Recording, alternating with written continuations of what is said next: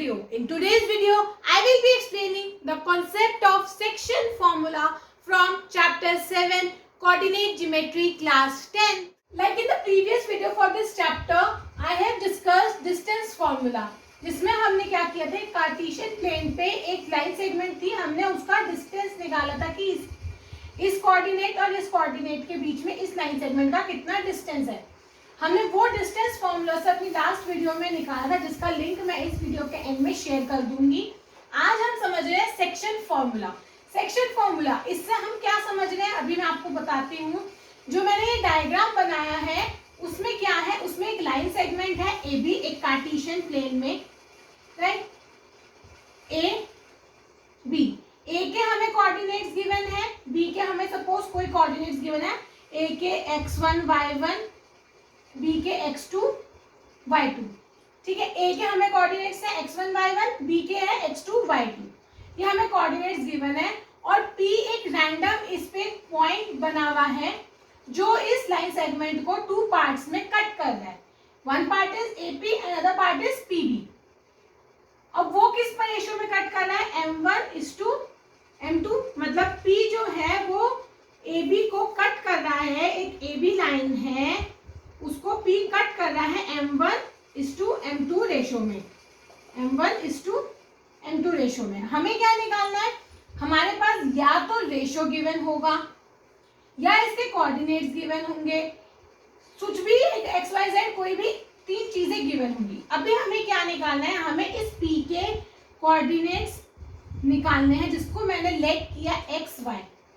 इसको इनको मतलब इन रेशियोज को, इन कोऑर्डिनेट्स को, इनको हम किस तरह से यूज करें कि हम P के कोऑर्डिनेट पे पहुंच जाएं. हमें P का कोऑर्डिनेट एज एन X में मिल जाए और Y मिल जाए. ये जो कॉन्सेप्ट हम आज यूज करेंगे इस डायग्राम को यूज करके, ये होता है section formula. Information which we are given is point A. The coordinates of point A is x1, y1. Point B x2, y2, and P x, y, and ratio M1:M2. This is the information which we are given. You must be thinking that what is this AR, these lines, what are these lines? So let me clear, these are the construction which I have done. Construction क्या, AR, PS and BT perpendicular to x-axis and AQ, PC parallel to x-axis. Means मैंने point A से एक perpendicular draw करा x-axis पे, point P से एक perpendicular draw करा x-axis पे, पॉइंट B से परपेंडिकुलर ड्रॉ करा टुवर्ड्स x-axis, एंड A से PS से परपेंडिकुलर ड्रॉ करा which is parallel to x-axis, and P से परपेंडिकुलर ड्रॉ करा BT पे जो कि पैरेलल है x-axis के. ये मैंने कंस्ट्रक्शन करी. इस कंस्ट्रक्शन को करके आप जो ये कॉन्सेप्ट को समझेंगे आपको समझ में आएगा कि इस कंस्ट्रक्शन का लॉजिक क्या है. अब जो हमें प्रूफ करना है, आइए हम उसकी तरफ बढ़ते हैं. इन ट्रायंगल, हमने ट्रायंगल लिया PQA and triangle BCP. Also हमें पता है कि जो PA है अपॉन में PB M1 अपॉन में M2 है. क्यों? क्योंकि P जो है वो AB को M1:M2 के रेशियो में कट कर रहा है, तो PA जो है वो M1 हो गया, PB जो है वो M2 हो गया. तो PA upon PB will be equal to M1 upon M2, right. अब यहाँ से हमारे ये दोनों ट्रायंगल्स कॉन्ग्रुएंट हैं. क्यों? देखिए, अगर मैं AQ और PC को पैरेलल बनाती हूँ और AB एज ए ट्रांसवर्सल लेती हूँ तो ये वाला एंगल इस वाले एंगल के इक्वल होगा, राइट. और ये जो है ये 90 डिग्री है क्योंकि मैंने ये परपेंडिकुलर ड्रॉ करे थे. So the triangle PQA will be similar to triangle BCP by AA similarity. The concept of similarity which you have taught in chapter 6, and also I share the videos regarding this similarity in the last of this video. तो अब similarity के हिसाब से हमारे को क्या मिल गया, P Q upon B C is equals to Q A upon C P is equals to P A upon B P. P A upon B P यही है, तो यानी कि ये सारा किसके इक्वल हो गया, m1 अपॉन m2 के, राइट। ये चीज आपको समझ में आ गई। अब मैं क्या करूंगी, अब मैं इन सारे जो हमारे लाइन सेगमेंट्स हैं इनकी वैल्यू निकालूंगी। कैसे, आइए देखते हैं। पी क्यू, अब पी क्यू का है ये, यानी कि इस पूरे में से ये माइनस, राइट, पूरा कितना है y का, y ये कितना होगा, P S minus Q S, right. P Q जो है वो पूरे में से क्यू एस माइनस होगा तो मुझे पी क्यू मिल जाएगा। पी एस कितना है, y, राइट, और क्यू एस कितना है, माइनस y1, राइट। क्योंकि ये और ये एक ही बात तो है, ये इसी के तो परपेंडिकुलर है, तो यानी कि अगर ये y1 होगा तो ये भी तो y1 होगा, और अगर ये y है और ये y1 है तो मतलब अगर मेरे को पी क्यू निकालना तो पूरे में से ये माइनस करूंगी, यानी कि y minus y1, right. Next is BC। BC, BC कैसे निकलेगा, BC पूरे में से यानी कि BT में से CT माइनस करूंगी, BT में से CT माइनस करूंगी, मुझे BC मिल जाएगा। अब BT कितना है, पूरा y2, और CT कितना है, PS CT पैरेलल है, तो PS कितना था y, तो CT कितना होगा y, यानी कि y2 minus y। Next AQ, QA AQ बात एक ही है, AQ। अब ये AQ कैसे निकलेगा, इस पूरे में से अगर मैं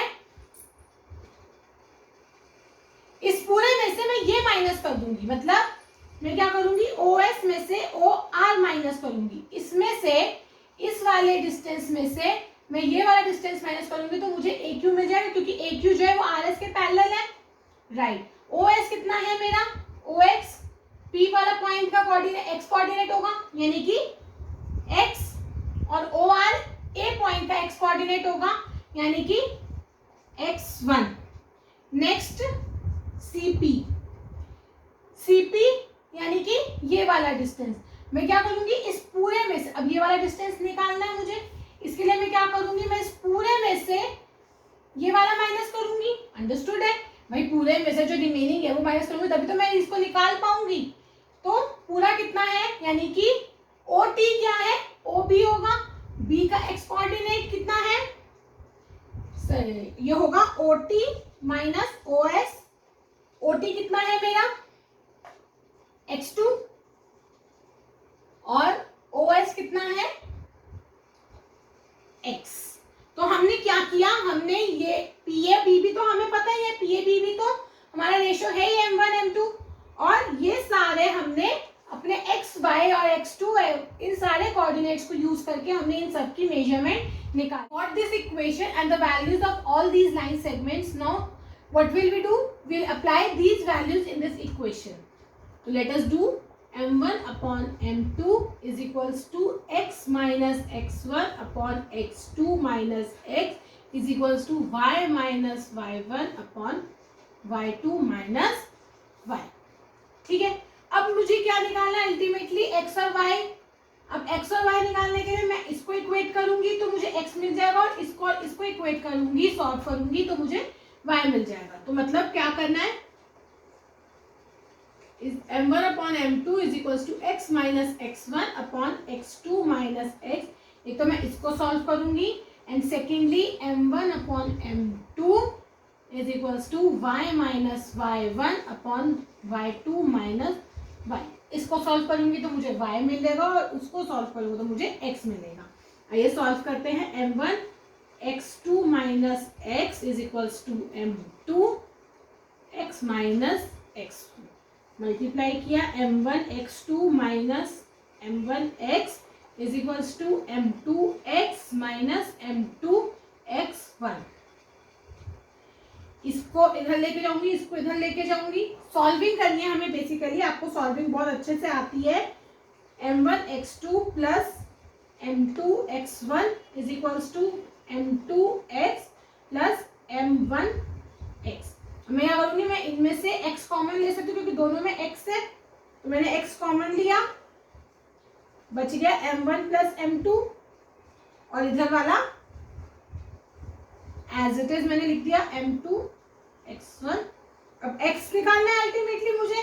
अब x निकालने के लिए क्या करूंगी, ये तो एज इट इज लिखूंगी m1 x2 plus m2 x1 upon ये पूरा जो है ये इधर से इधर जाके डिनोमिनेटर में डिवाइड हो जाएगा m1 प्लस m2। इसी तरीके से सॉल्व करके सिमिलर तरीके से मैं y को सॉल्व करूंगी, cross multiplication then multiplication and rearranging and finally मैं सॉल्व करके y को निकालूंगी m1 y2 plus m2 y1 upon m1 plus m2। आप इसको जब सॉल्व करेंगे आप इसी पे पहुंचेंगे। इसी तरह से सिमिलर तरीके से हम ये सॉल्व करेंगे। हमें हमारा y मिल गया, हमें हमारा x मिल गया। तो by solving these two I get the coordinates of point P as